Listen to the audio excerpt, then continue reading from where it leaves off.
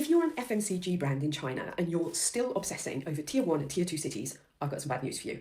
You might be looking in completely the wrong place. And no, this isn't my hot take. The data is what is doing the shouting. So Bain and World Panel just dropped a study showing that tier 3 to tier 5 cities drove 80% of FMCG growth in 2025. 80%. So here is what actually jumped out at me in the study. First, this growth is not coming purely from premiumization, as we've seen in the past. Prices are down, volumes are up, people are buying, but just not at the fancy prices. Secondly, food is really winning. Packaged food, home care, personal care, all of them are growing. Beverages are actually shrinking. Yep, even alcohol. Third, alternative retail is absolutely flying. Membership stores, snack formats, discount stores are experiencing up to 90% growth, which, by the way, also explains why Sam's Club is quietly smashing it in China. And finally, private labels that didn't used to be a thing are up 44% in just 2 years.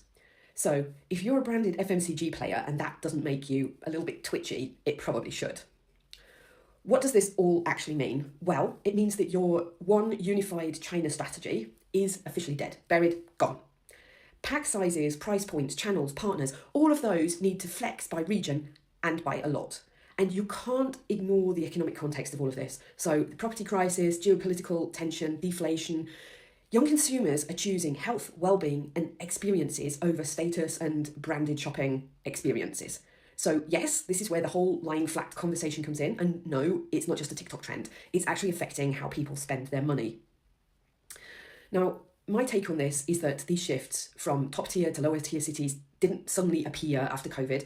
The signs were that they were already happening before that. It's just that now those changes are impossible to ignore. And like everything else in China, it's not a one size fits all. So it might not be exactly the same for your category. But the brands that will grow in China are the ones that can balance affordability and perceived quality and actually understand why, when and where people are buying their products, not just a general who is my consumer on a slide deck. Yeah? So as the guy from Bain put it, Chinese shoppers are becoming much more deliberate about value, convenience and experience. And that deliberation is exactly where your opportunity is.